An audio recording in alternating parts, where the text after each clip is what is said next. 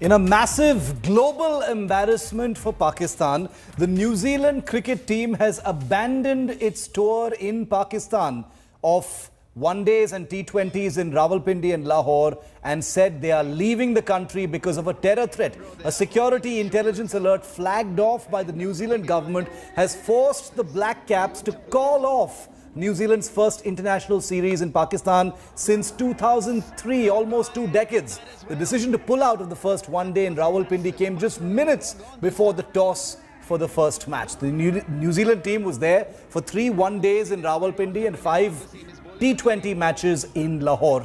The New Zealand cricket body's statement said that arrangements were in place for the team to leave Pakistani soil as soon as possible.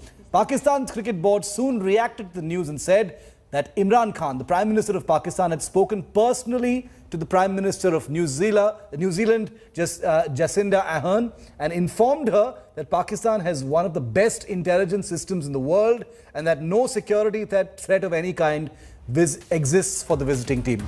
Well, this comes as a humiliating blow for Imran Khan and Pakistan, which just resumed hosting international matches 2 years ago after a decade-long suspension following the attacks on the touring Sri Lankan team back in 2009, where 6 players were injured. A black day for world cricket.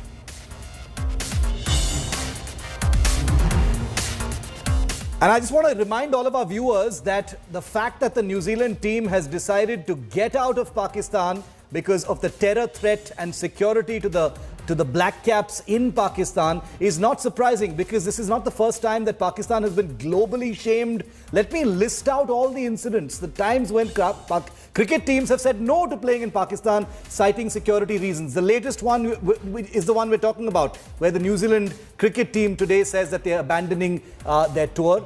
The Australian cricket team had turned down a request to play in Pakistan, to play 2 one-days back in 2019. The West Indies cricket team had also pulled out earlier, citing security reasons in 2016. The Bangladesh cricket team has also done the same. So have South Africa, so have several other countries. So there's nothing surprising about this. Since 2009, terror haven Pakistan has repeatedly been humiliated by cricket teams who do not trust the security arrangements in that country. Joining me live now, Gaurav Sawant is with me live on this story, which he's been tracking closely. Gaurav also covered the 2009 incident in Pakistan. Kamar Cheema is a well-known security affairs analyst and commentator from Pakistan. Kamar, this is so humiliating. You know, just 2 years after Pakistan had tried to get its act together and lure back international cricketers onto its soil, incredible. I mean, New Zealand says, we just don't trust you guys. We don't trust your arrangements. We don't trust your intelligence. And we need to leave as quickly as possible. So embarrassing.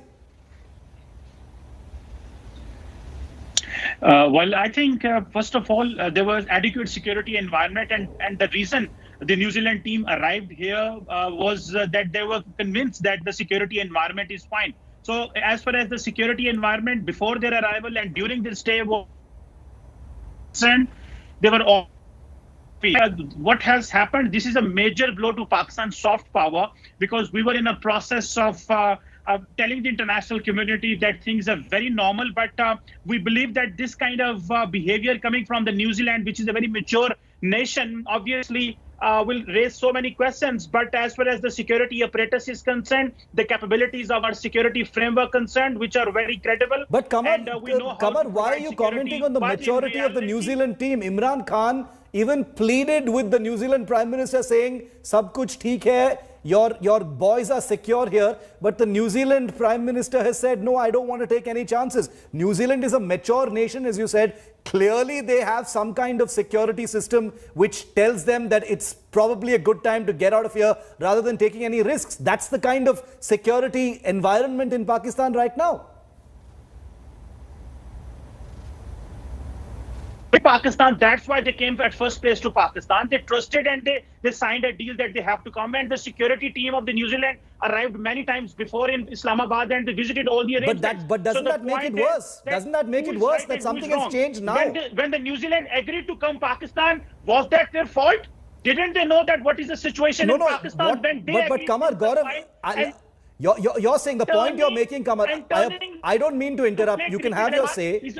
You can have your say, Kamar, but Gaurav, I want to bring you in on this. What Kamar is saying actually makes it worse. If the New Zealand team had landed in Pakistan and suddenly something has changed, it means that the intelligence alert was serious enough that things have changed dramatically. Because before the team landed, there must have been an intelligence clearance saying it's safe to go there.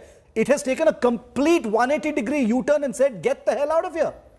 Shiv, and the reason very clearly is the presence of terrorists on Pakistani soil. New Zealand doesn't want to lose its cricketers. It doesn't want its cricketers targeted the way Sri Lankan cricketers were targeted and had to be airlifted from the Gaddafi Stadium in Lahore in 2009. And Kamar Chima, the simple aspect is, when you have a UN designated global terrorist like Hafiz Saeed leading the Eid prayers at the Gaddafi Stadium, it clearly will not be safe for cricket or for sport. And that is a conscious decision that Imran Khan has taken. He may feel hurt. He's called Taliban Khan. But New Zealand, incidentally, Shiv, this is a team that was in the line of fire even earlier. You and I know in 2002, and Kamar Chima would know. Kamar Chima, you know, the New Zealand team had a very close shave with death at the Pearl Continental in Karachi in 2002, when you had 10 French engineers and technicians who were working on a Pakistani submarine project.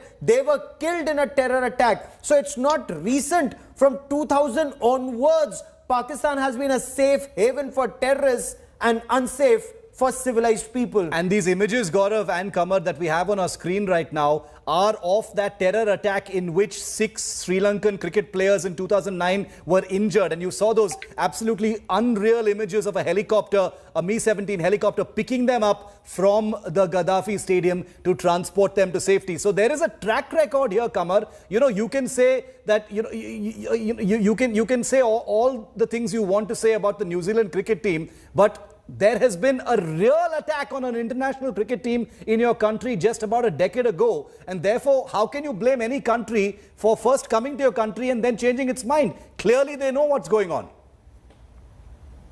Well, Shiv, the point to wonder is that there is a history in this country, and that history is that the security environment, the way it has been in this country because of America and the international community was fighting war against terrorism next to our neighbor, and we know the porous border of Pakistan and Afghanistan. So we have seen challenges, and I think for the safety and security of the international community, Kamar. These are terrorists targeting cricket players. Let me finish. Terrorists targeting cricket players. So come on. The point is, we gave 18,000 lives for the safety and security of the international community, and the Auckland must have understood before coming what is an environment. They changed their minds, my friend. Many cricket teams came in Pakistan after They're this not Sri stupid Lankan to attack. waste money. What happened to them? New Zealand. Nothing happened. This is a propaganda coming from New Zealand the is not Western world stupid. to whom India enjoys. I'm sorry. You know, look, I'm taking you. It might look like it, but I'm not taking any joy in this, because terror is terror at the end of the day, and we don't want any cricketing teams being targeted by terrorists in your country. But my point is, Gaurav, the very fact that the New Zealand team must have spent a great deal of money. Kamar is arguing that, oh, they came here, therefore they must have felt safe. The fact that they must have spent a fortune to actually get their entire team to Pakistan, and then just hours before the toss of the first match, Gaurav, changing their minds means that this must have been a serious terror alert, enough to actually say, we're going to cut our losses, whatever we need to pay, we'll pay. But we need to leave here because this is about the lives of our players. And this is intelligence inputs that New Zealand had, you know, because Imran Khan called up the Prime Minister of New Zealand and told Ms. Arden that he wanted them to stay. Pakistan had no intelligence, but then Pakistan had no intelligence about the attack on the Sri Lankan team either. That's point one. And point two, you know, Kamar Chima or Pakistan may behave like a jilted lover, saying, why is New Zealand going back and why did you come if you had to go back? The point is, there is clear and present danger, and no country wants to lose their citizens. Pakistanis themselves are not safe, Kamar Chima. You've lost 7 soldiers in South Waziristan just the day before yesterday. You lost 4 more soldiers in North Waziristan 3 days ago. Ever since Taliban came to power in Afghanistan, you've had more than 30 Pakistan army fatalities, sir. We lost thousands of the soldiers in fighting war against terrorism. But there's a difference. And yet you nurture Haqqani network, which your Prime Minister claims is a tribe in Afghanistan. And India is a part of It's that propaganda. you know, I just want to have the last word. Kamar, you know, you've blamed. I can't believe you've blamed New Zealand and, you know, basically insinuated that they're indulging in propaganda and not showing you any courtesy or maturity. But as Gaurav said, this pullout by New Zealand comes at a time when Pakistan has overtly supported the Haqqani network and the Taliban, purveyors of terror in the region. And then you're wondering why mature democratic nations in the world are pulling out of your country and not towing the line as far as your assurances on Pakistan being safe anymore is concerned. New Zealand today, perhaps many more countries tomorrow. I mean, and what did it all account for? Nothing, because this was a way that for the Pakistan Cricket Board to make money. Well, that's your loss. That's what breeding terror does. It has ramifications and a cascading effect. Gaurav and Kamar, thank you very much for joining me on this. We've got a quick bit of breaking news coming in.